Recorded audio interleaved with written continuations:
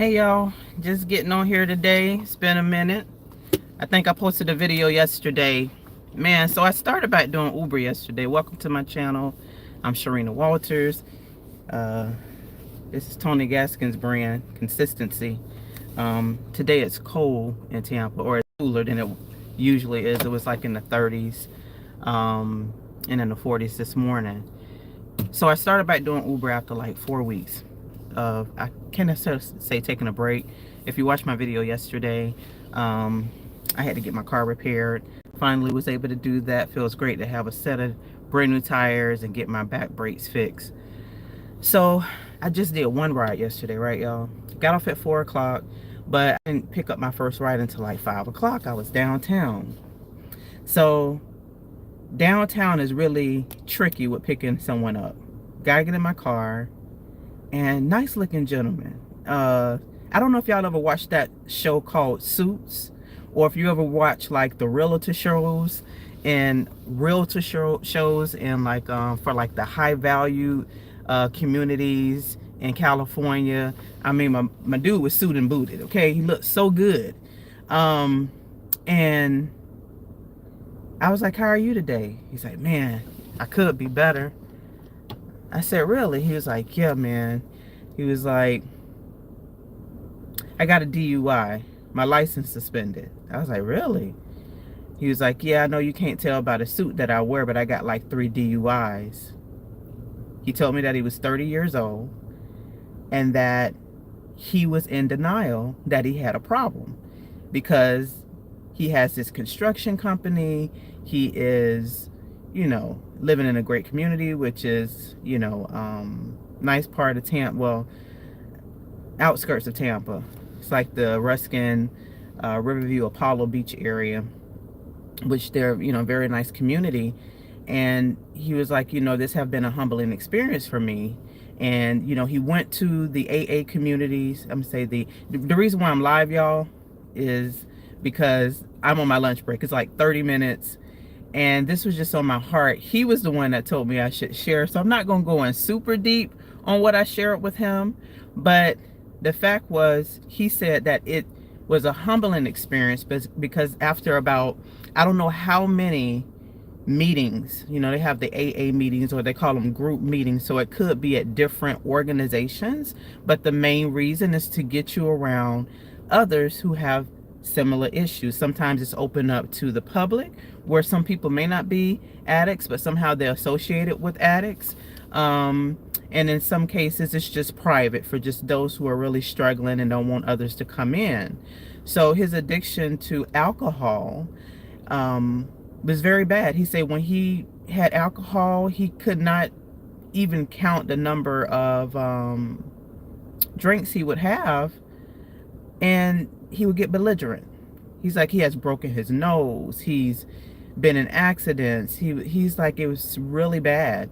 But it took him going to one of his meetings where it's just a group of gentlemen there, and they all look like him. Nice 9-to-5 looking guys, suits, some of them without suits, but they didn't look like what he said he thought that people with addictions look like. I said, well, how do they look?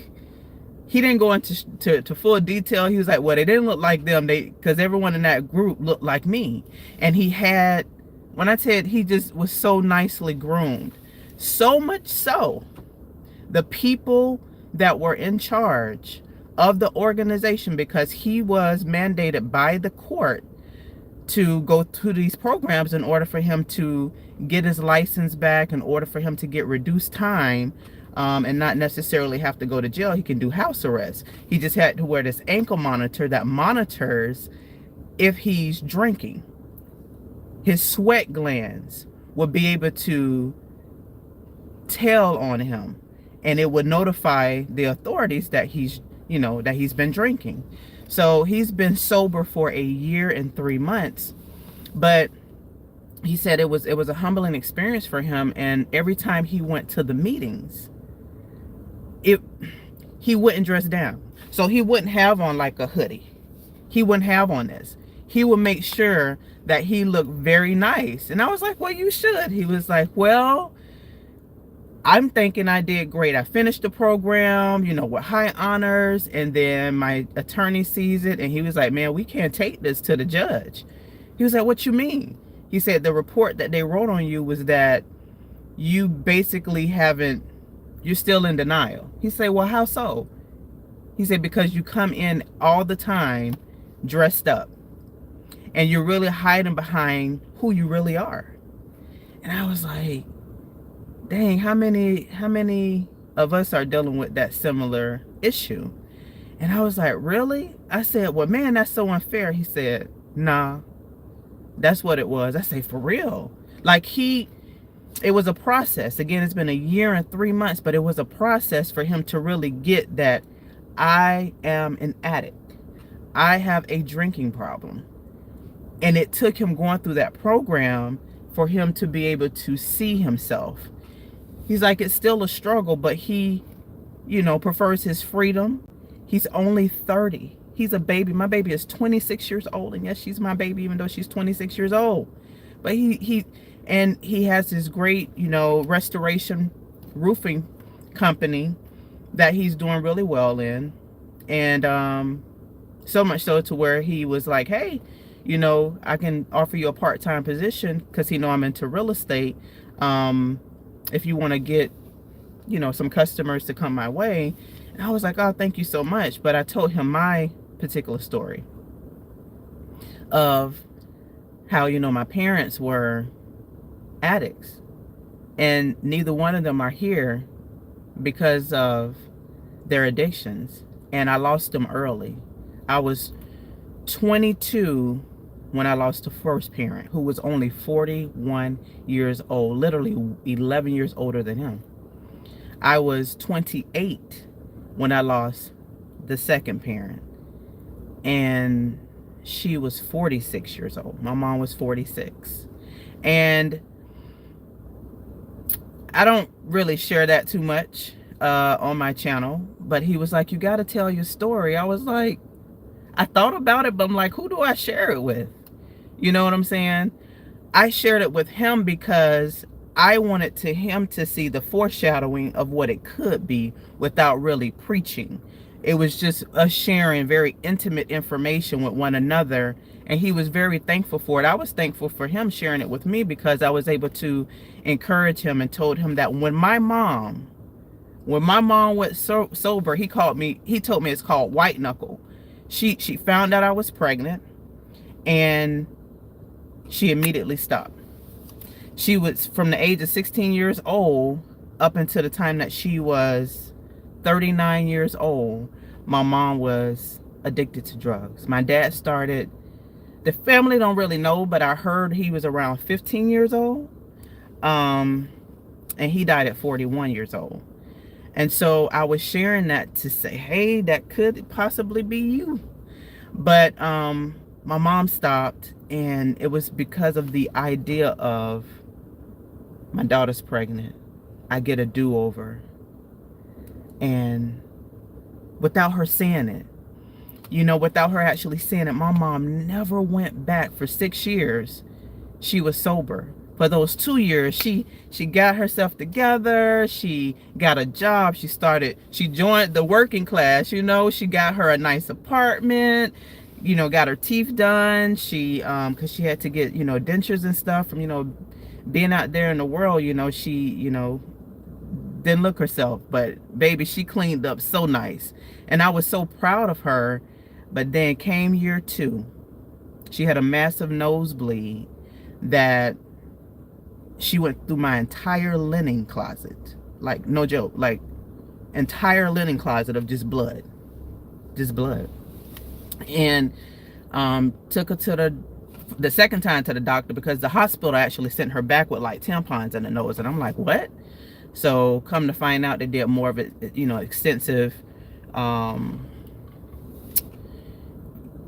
can I say it, more extensive care on her like they should have done the first time, and come to find out she had cirrhosis of the liver.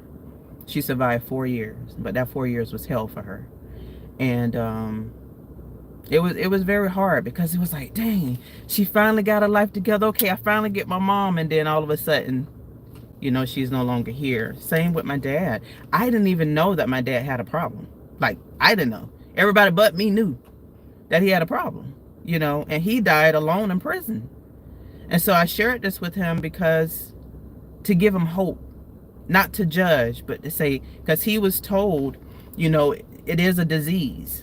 Like, having addiction is a disease. And I learned that in therapy, and it helped me to have compassion towards my parents, to have compassion towards others in my family, to have compassion towards others out in the world, because we're all dealing with some form of addiction. And I apologize if I'm not responding to the chat, but I just got this message on my heart. And again, I'm on my 30-minute lunch break, and I got to go get me something to eat real quick as well. But I just wanted to say, whoever is dealing with addiction, whether it's a family member, a friend, someone, it is going to be up to them whether or not they get off of the addiction. He was telling me, my mom, she white knuckled it. But by the grace of God, the county, Hillsborough County correction institution, I guess you want to call it, helped her out. They actually sent her to a beautiful facility. If anyone is familiar with the Florida Tampa area, it's called Tarpon Springs. It's a beautiful facility that they sent her to. I think she was there for probably, my mom might have been there for like 60 or 90 days. And I would go visit her on the weekend, me and my other cousins who are like my sisters. And we would, you know, just be there for moral support. And she finished the program. Like I said, my mom never went back. Like, to be on drugs for 23 years. I'm talking about drug and drinking. And just to make up in her mind that my grandchild want to experience what my daughter experienced. And I want to eventually see a better life for myself, and I deserve it. And she knew deep down inside that she was a warrior, that she was able to beat this monster, to beat this. And I was told by my therapist that it's a disease. And I was like, what you mean it's a disease? All I wanted, you know, I can't understand why my parents didn't get off drugs. Like, they didn't love me enough. They didn't love me and care about me. You know, it's me, me, me, me, me. We think it's all about us. She was like, no, baby, it's a disease. I was like, a disease? She's like, they're not even themselves. They literally have a disease when you are having addiction. And the gentleman was telling me yesterday, he was like, you know, in some cases, and I forgot the term that he used, but it's a lost cause for some. It literally takes a higher power, them really just them going deep down inside to a higher power to come up at that thing, because sometimes you're just so lost in it. And my addiction wasn't drugs, but my addiction was being addicted to not loving myself, not caring about myself, and the decisions that I made that I take full accountability for made me have a miserable 30s and late 20s when it came to intimate relationships. You know, and it was my fault, but I was addicted to just being mistreated, addicted to food. You see these little chubby cheeks, you know, and I was like, well, I ain't addicted to drugs, but I'm addicted to sugar. I can laugh about it because I know it's something that I'm going to work on, guys, but man, it is hard. It's hard doing the right thing when you can just escape somewhere else, when you just got the high. It might be fried chicken, it might be a piece of cake, it might be soda for some people. Soda, like sweet drinks, ain't, you know, it ain't something that's the issue for me. But whatever it is, I just wanted to jump on here to say, you are enough. You're beautiful. I don't know if that's what it was. You was never affirmed as a kid. You're handsome. You smart enough. Whatever it is that you want to be. Because from my video clip, from part of my message yesterday, we are responsible to become our best selves. We are. Not your mama, not your daddy. Whatever happened to you is not your fault. But what is your fault is you not taking care of what happened to you. I.e., example, therapy. Example, a higher power. Getting counseling from, you know, if it's your pastor.